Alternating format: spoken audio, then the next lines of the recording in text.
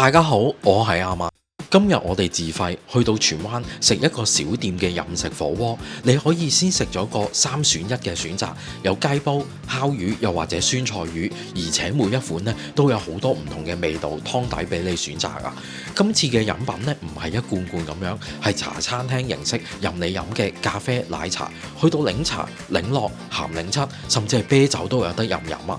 火鍋配料都有好多款選擇，最緊要嗰樣就係佢完全冇加一嘅收費啊！帶大家去睇下先。大家睇緊嘅係阿米日常，記得 comment like、subscribe、訂閱，撳埋隔離個鐘仔，同埋 follow 埋我哋 Facebook、Instagram。大家留意，我哋已經開咗 Facebook，入邊有最新嘅資訊，記得 follow 我哋 Facebook，仲有 Instagram 啊！如果你係搭港鐵嘅話，就喺荃灣站 B 嘅出口。其實沿天橋咧落翻去地面，去到眾安街，轉入去荃灣街市嘅荃灣街市街，就喺荃灣街市對面呢，我哋就會見到今日要介紹嘅和味主義。睇餐廳出邊呢係一間茶餐廳嚟㗎，入到去佢一邊係卡位，入邊呢真係好似茶餐廳一樣，唔算話好大，長形一直入去，埋邊呢就係攞嘢食嘅地方。講一講我哋今日要食嘅火鍋放題價錢先，佢有2個餐嘅。第一個星期1至4咧下午嘅時間係198蚊，夜晚咧就係218蚊。星期5、6日公眾假期咧要加多20蚊，呢個餐咧就可以任飲㗎，包括埋啤酒，有一次性嘅雞煲或者係烤魚，又或者係酸菜魚，3揀1嘅選擇嘅。出邊咧亦都有唔同嘅火鍋配料任食。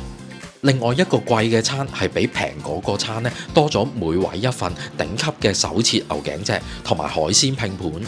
星期1至4係298蚊，星期5、6日公眾假期咧係318蚊。2個餐咧都係食2小時飲食嘅，而且呢度嘅優勢比起其他餐廳咧就係唔需要加1嘅收費啊！我哋先睇咗3揀1嘅選擇係點，譬如雞煲有麻辣雞煲、藤椒雞煲、香辣雞煲、醬香雞煲咧就係唔辣嘅，花菇雞煲咧亦都係唔辣㗎，仲有一個花膠鮑魚雞煲，款式咧都幾多㗎，而且咧佢有5個辣度可以選擇㗎，包括火爆辣、大辣、中辣、小辣同埋微辣。而烤魚咧亦都有8種嘅煮法，先講咗唔辣嘅金湯酸菜、蒜香味同埋番茄味。至於辣嘅咧，就有泡椒酸菜、藤椒、香辣、麻辣、香辣豆豉，總共有8種嘅煮法。最後咧就係酸菜魚，有金湯酸菜魚係唔辣嘅，其他辣嘅咧就有檸檬酸菜魚、泡椒酸菜魚、檸檬泡椒酸菜魚、鮮藤椒魚同埋水煮魚嘅。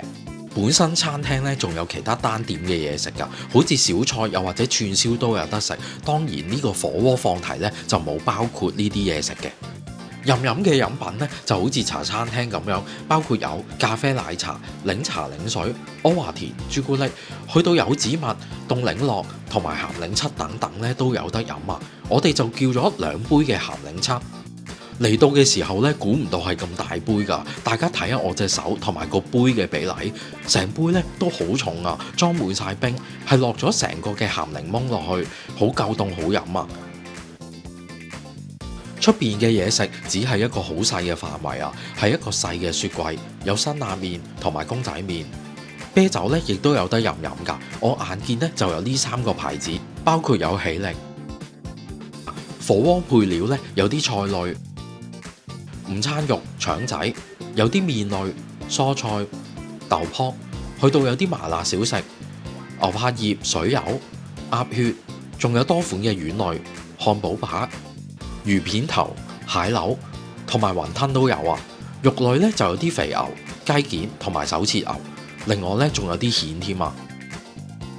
我哋等咗一陣，個烤魚就嚟啦。我哋要金湯酸菜烤魚係唔辣嘅，下低咧就用一個明火嘅 gas 爐熱住嚟食。條魚咧都好大條啊，個盤都好大，而上邊咧亦都有好多嘅配菜，俾大家睇下咧，成條魚嘅範圍係咁樣啊。係將條魚開咗邊放落去，條魚咧接近有成個盤咁大。配菜咧有啲芫茜、酸菜，亦都有葱花、蒜蓉，仲有少少嘅芽菜同埋薯粉。我拎起條魚咧，佢真係有煎香過㗎，唔係就咁擺落去淥熟佢嗰隻。試下個湯係好夠味㗎，唔會話好味精好濃味嗰啲，係一啲都唔辣，帶有魚味添嘅。個湯咧本身係冇酸味㗎，個酸味本身咧就係來自酸菜嗰啲味道。魚咧係好厚肉啊，而且好熱啊，煎香咗帶皮一齊食咧係幾好啊。魚肉咧都幾滑嘅，滑嘅程度咧唔會話好腍嗰啲，都有啲質感，但又未去到好有彈性嗰隻。我都幾中意食呢隻魚啊，魚肉嘅質感咧係幾好嘅，而且我覺得咧係冇乜骨啊，同埋配菜咧都好足夠。食完嘅烤魚用翻呢個原湯咧，我哋加啲雞湯咧就繼續打邊爐嘅。有幾款嘅肉類，先試咗肥牛，眼見個肥牛呢，我都唔太大期望啊！食落去呢，都真係幾多肥膏，而且我覺得呢係有啲牛騷味啊！呢個呢係一般。手切牛亦都好似滑牛咁樣呢，都幾大片㗎，淥一陣呢就好快食得㗎啦，都係大家預期到嘅味道，好滑好嫩嘅牛肉呢係醃咗味道，而且呢唔會話醃得好濃味。雞件每碟咧用保鮮紙包住，每碟咧都有幾件咁樣，呢一碟咧都好大件啦，唔知係咪黃油雞呢？啲雞咧都幾多黃油，食落去咧啲雞都幾新鮮，而且咧幾有雞味㗎。下次咧如果有機會，可能試埋個雞煲，睇下係咪都幾好食啊！蜆淥咗之後咧，入邊啲肉咧比想像中大嚿啊！鴨血切到長形咁樣，有些少嘅厚度嘅，可能咧冇一個好濃嘅調味喺度，又或者一個辣嘅湯，而且咧呢度係冇豉油同埋醬料供應啊，所以感覺比較淡味。牛柏葉咧都算大件啦，唔會切到碎濕濕咁樣，淥咗一陣咧就食得㗎啦。都係嗰句冇醬油去點咧，就會覺得冇咁惹味啊。睇到出邊有雲吞咧，都想試下，唔算話好大粒嘅。之後職員就話咧，雲吞每一日咧都係老細自己包㗎。打開咗之後咧，啲餡都幾多，有3隻蝦，蝦咧唔算話細隻㗎，調味都幾好。但我就覺得稍為鹹咗少少，但整體都好食嘅。另外仲有啲蔬菜都係正常嘅質素，唔會話唔新鮮嘅。我哋食嘅期間咧，都有好多熟客嚟食啊，同職員咧都有傾有講，服務咧都係唔錯嘅。最後我哋2個人自費係食咗476蚊，記住咧係唔需要加一嘅收費㗎。好啦，今日我哋食完和味主義之後呢，由烤魚講起，烤魚呢都幾好食啊！魚肉好滑之餘呢，亦都係煎香咗，係幾好。湯底呢同埋配菜呢嘅配搭都唔錯。因為之前都食過啲同類型嘅有雞煲、烤魚、酸菜魚嘅火鍋放題，尤其是係雞煲嘅質素呢都幾差，就咁落個醬落去調味，啲雞呢好似完全冇炒香過咁樣，啲配料呢亦都係好差。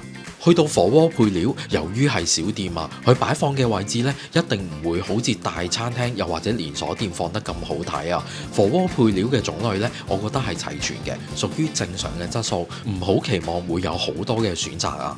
如果係想主攻食肉類嘅話呢，肥牛同滑牛都係一啲普通嘅肉類質素，大家呢就唔好抱咁大嘅期望啊。至於環境方面呢，都係一般嘅茶餐廳，職員服務呢都幾好嘅，好多食客呢都同餐廳嘅職員有傾有講，感覺呢係比較有人情味嘅一間餐廳。希望大家中意我呢條片嘅分享，我哋下條片再見啦！記得 comment like and share， 記得一定要 subscribe 訂閱，我哋希望得到你嘅支持，撳埋隔離個鐘仔，同埋 follow 埋我哋 Facebook、Instagram。拜拜。